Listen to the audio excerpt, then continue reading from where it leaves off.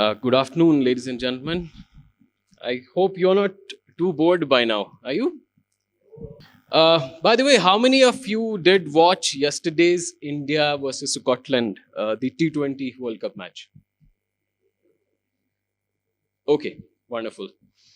Uh, Many of you must have noticed. Did any of you listen to the presentation part of it at the end of the game? Especially when there was an interaction with the captain of the Scotland team. Uh, when he was asked yesterday that they, of course, did not have a good day, they lost badly. Probably that was supposed to be that way. So how did he feel? And the Kyle Kuzner, who is the captain of the Scotland cricket team, he said, of course, it was a hard day. We were outclassed in almost all the departments, but this is how we are going to improve, by going through games like these, by seeing this head on. We had a hard day, but our boys have taken a lot along with them at the end of this game. And I found this statement of him really inspiring. This is something which we all need to understand, that we often talk about hard work, we often talk about, burning the midnight oil, we often talk about success stories, we often talk about people who have done big in their life.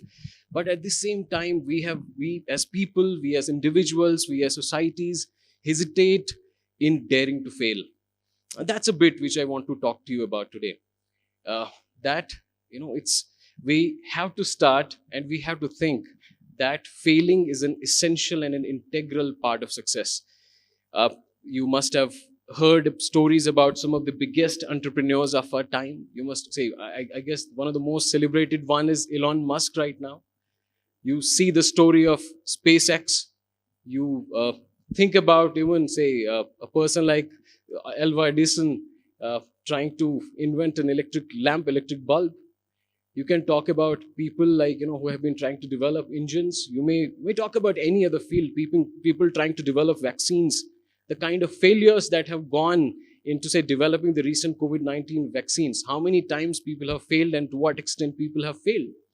These are the real stories. They are the stories that should inspire us. My story and my journey, it's very, very similar to maybe most of the people who are here.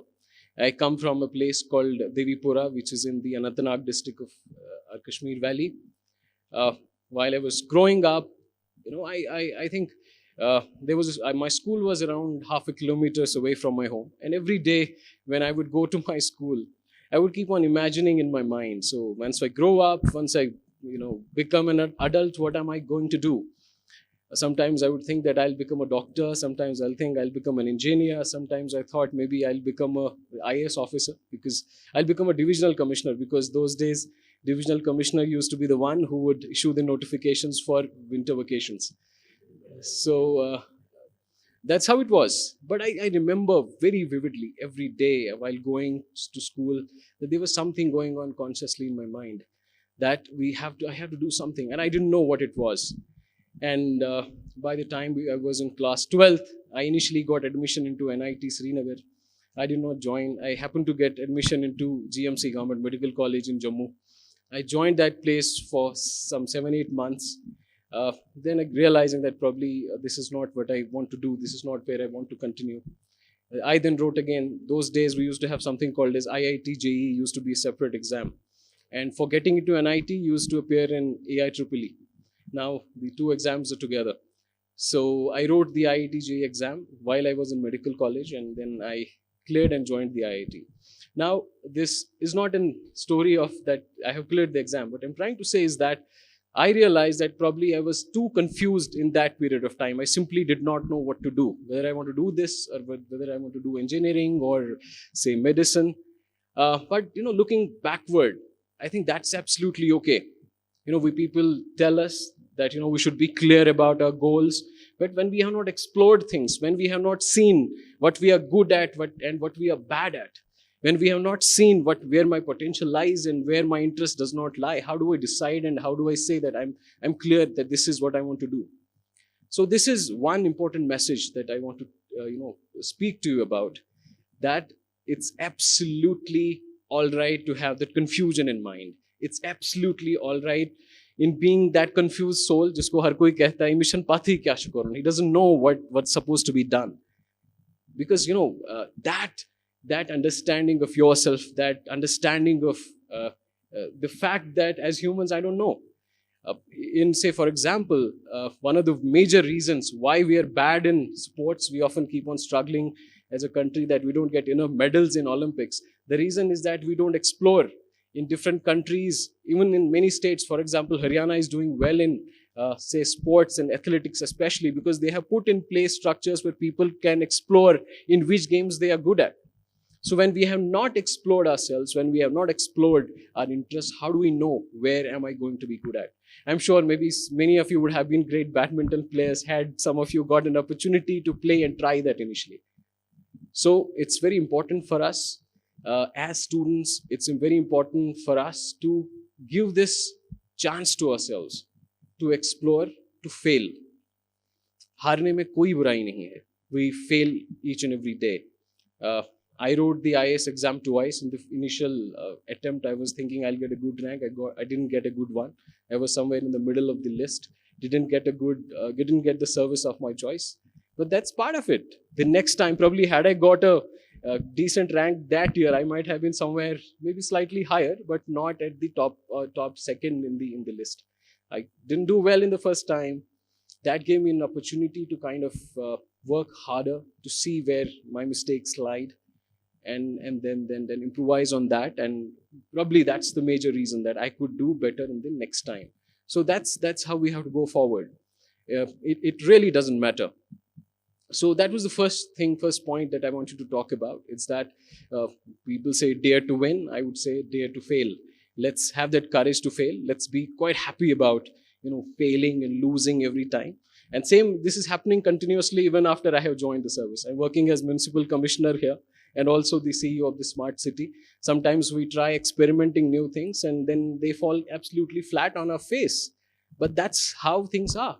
If there is no one who dares to challenge that status quo, if we don't experiment, how do we know what works and what doesn't? जब हम कुछ चीज करेंगे तभी वो खराब हो जाएगा. जब हम कुछ करेंगे ही नहीं तो खराब क्या हो जाएगा? So that's the whole point. The another important part that I want to talk about is that it's about that balance between opportunities and challenges.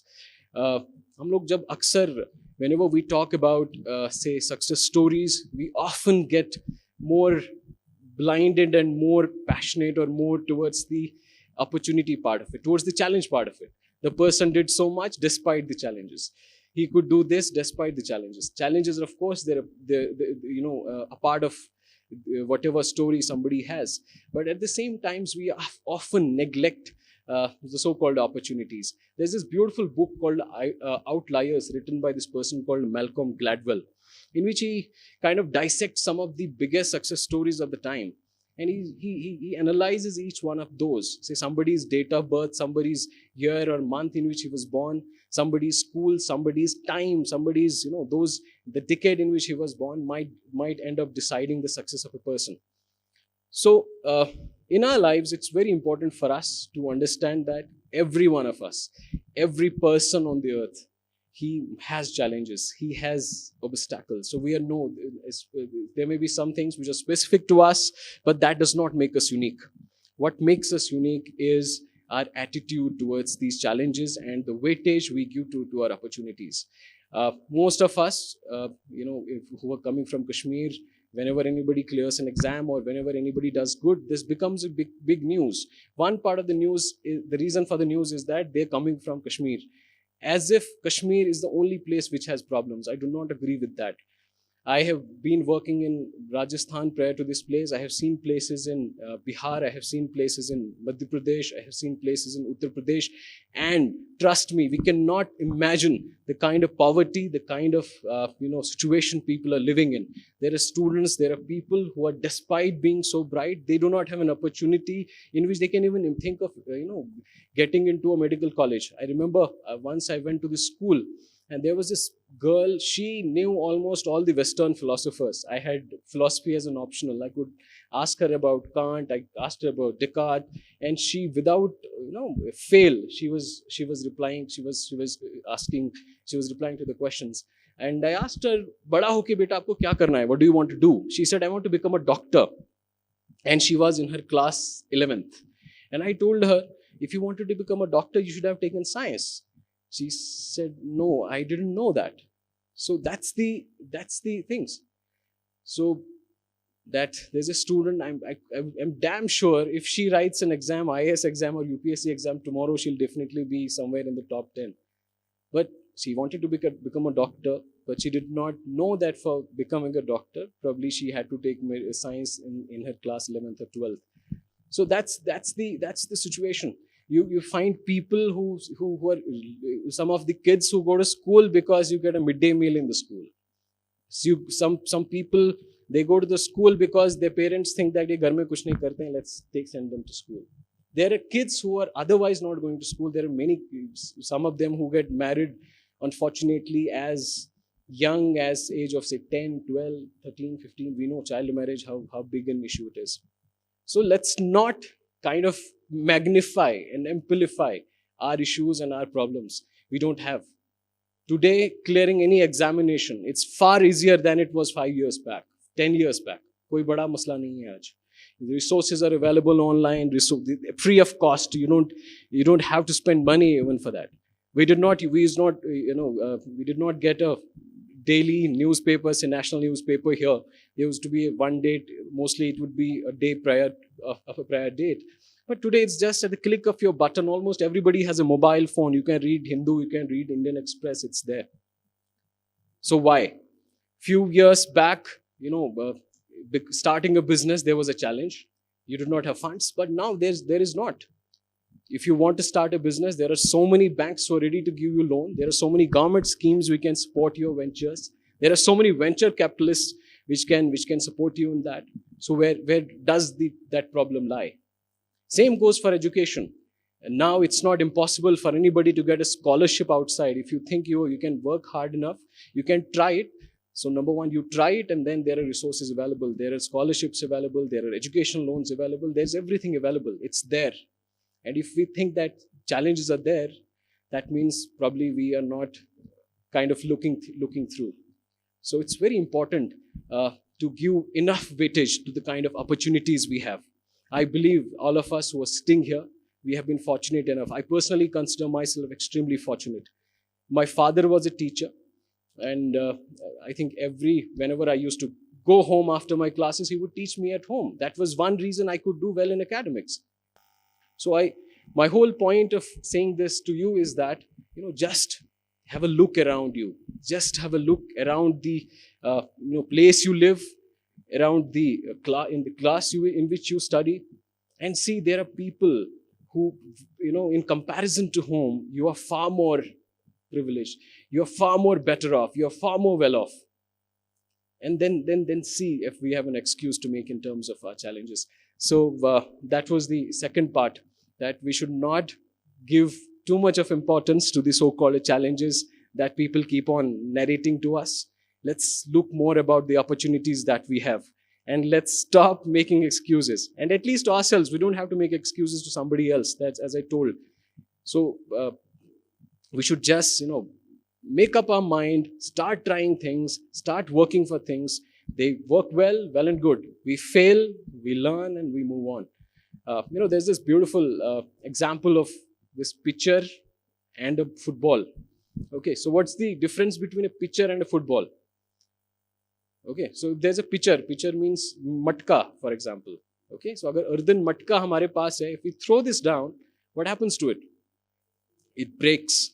And if I have a football in my hand and if I throw it down, what happens to it? It bounces back. That's what's to be done.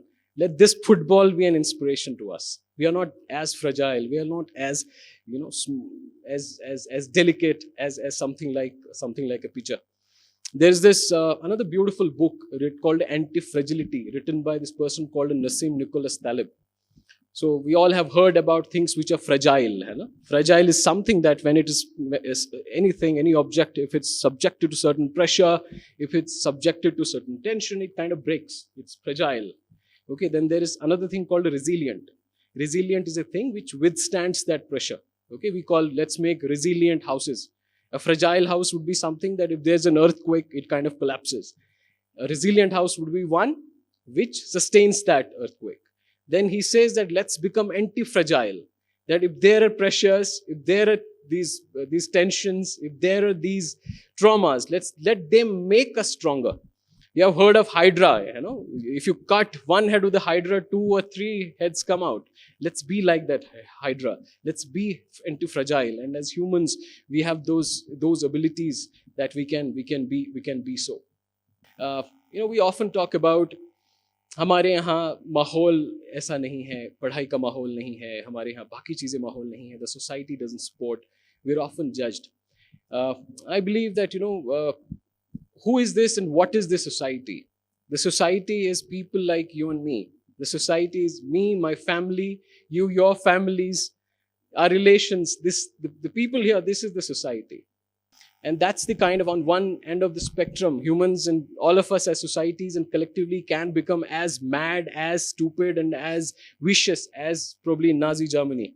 But on the other side, we also know that the human capabilities and the kind of empathy, the kind of passion that we can have, the kind of compassion we can have, we can become the finest of the creations, which we were supposed to be, the so-called Ashraful Makhlukat. So this spectrum is there, and it's for us to see, it's for us to decide whether we want to be on that left side of the spectrum, like that Nazi Germany, or on the right side of the spectrum, in the league of people who have done so much, in the league of people like Rosa Parks, in the people like Mandela, in the lines of the people like Gandhi, who have done so much for the people, so much for the society. दुनिया में बहुत दर्द है, दुनिया में बहुत suffering है. Let's not just create more.